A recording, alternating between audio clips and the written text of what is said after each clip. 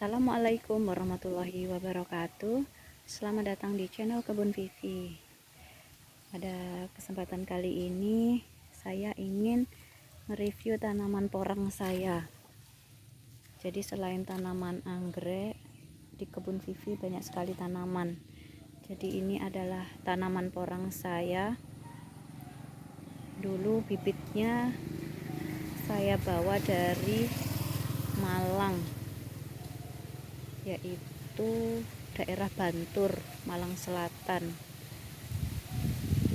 Dulu saya bibitnya membawa dari kata atau bulbil, jadi bibitnya waktu itu seperti ini, juga umbi. Sekitar 1 tahun yang lalu, yaitu September 2021. Kemudian saya tanam menggunakan polybag ya. Jadi waktu itu saya tanam dengan menggunakan polybag seperti ini. Kemudian sudah tumbuh dan waktu itu sudah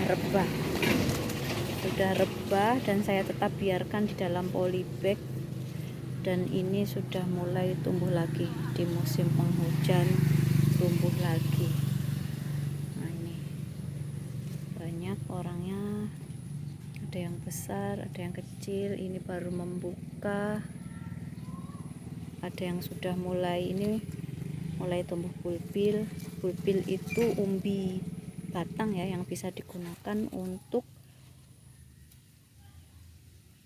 bibit ya, untuk perkembangbiakan vegetatif. Ini mana? Nah, ini jadi nanti akan tumbuh membesar lagi. Kemudian tadi saya ada lihat yang baru tumbuh. Nah, ini jadi seperti ini kalau baru mau muncul. Nah, ini jadi kemarin dari umbi baru muncul. Nah, nanti seperti ini dan bisa tinggi seperti ini ya. Jadi ini bukan batang ya, tapi ini tangkai daun. Jadi umbi porang, jadi nanti umbinya di dalam sini. Kemudian akarnya dia punya batang semu, dan ini tangkai daun ya, tangkai daunnya. Kemudian di setiap tangkai daun, satu tangkai daun itu terdiri dari, nih ada 3 daun ya. Nah, seperti ini. Ini ada yang baru, yang dari bulbil, berarti periode tumbuh 1. Kemudian ada yang ini kayaknya ini dulu yang dari bibit dari umbi. Nah, ini saya nanamnya menggunakan polybag karena di sini dataran rendah ya. Jadi sering terjadi banjir. Nah, tanaman porang itu tidak cocok di daerah dataran rendah ya. Karena kalau terendam air itu dia busuk. Nah, ini jadi banyak subur-subur. Jadi saya letakkan di naungan ya, di bawah pohon-pohon. Ini di bawah pohon apa sih namanya, fabaceae, ini sama pohon nangka. Ini waktu itu hanya saya biarkan, ternyata tumbuh dengan ini bulbil yang ini yang sudah agak besar, bulbil atau umbi batang yang sudah besar. Nah, ini jadi kalau petani itu untuk mengetahui umur tanaman itu bisa dari bulbilnya. Jadi udah ada berapa tingkat seperti ini. Nah, ini bisa dikatakan umurnya 2 tahun atau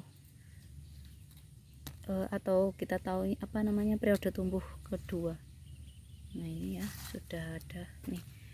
Nah, kalau misalnya ini ada lagi ya yang kecil ada.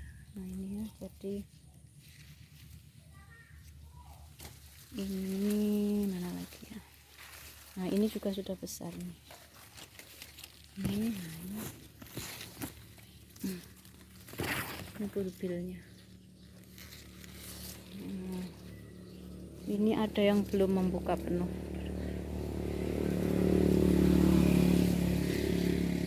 Tadi ada lihat yang masih kecil sekali, mana ya,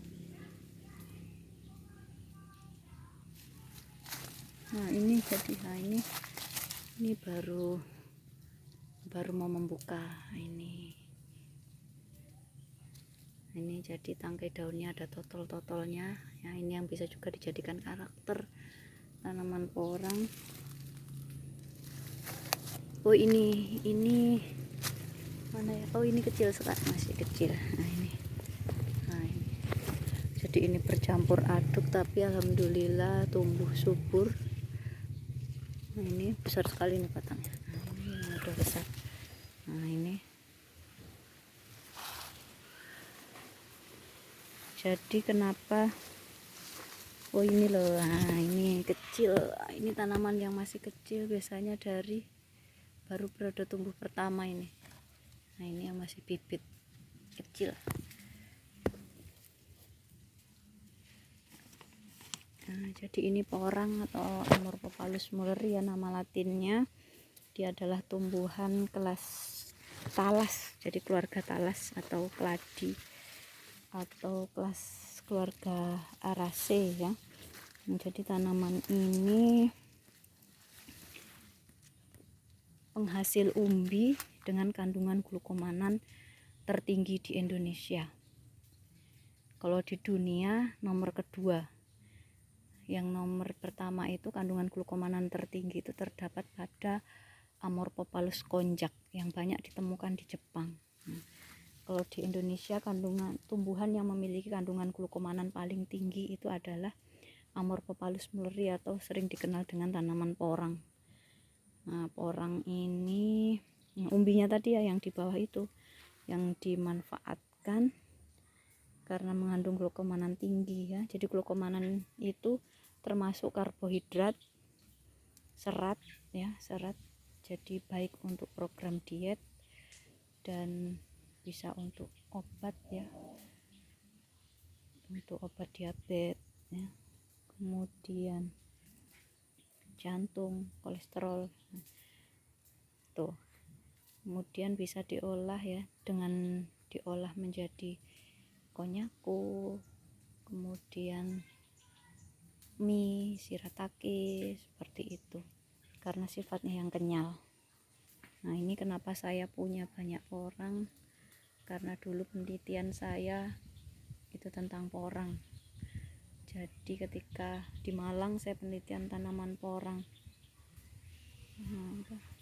pasca panennya ya, umbi pasca panen.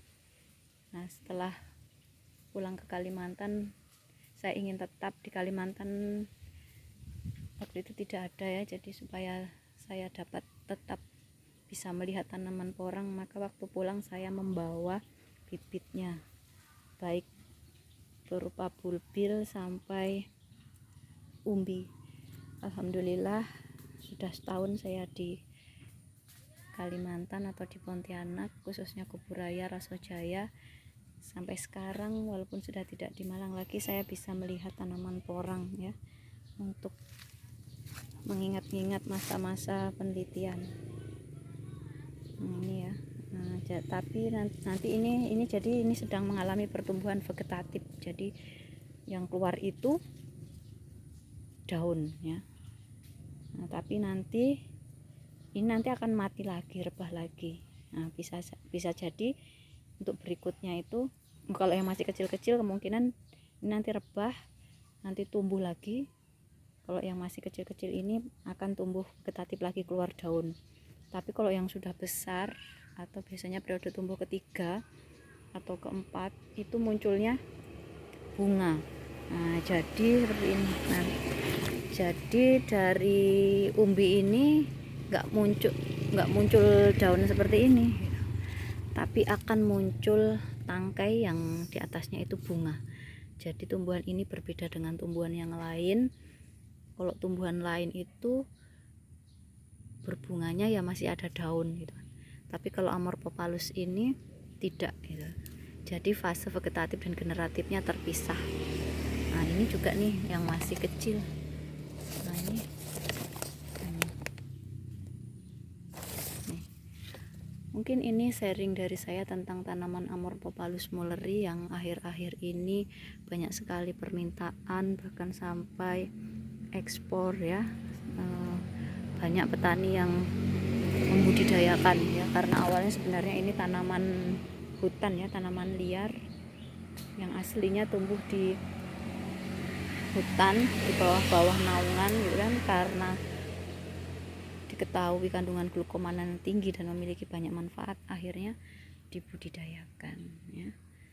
Mungkin ini sharing dari saya tentang tanaman porang Morphophallus mulleri yang memiliki kandung glukomanan tinggi, di mana glukomanan memiliki banyak manfaat untuk kesehatan ya, sehingga sangat bermanfaat ya. Demikian sharing dari saya, semoga sharing ini bermanfaat buat kita semuanya. Terima kasih atas perhatiannya. Saya akhiri, wabillahi taufik wal hidayah. Assalamualaikum warahmatullahi wabarakatuh.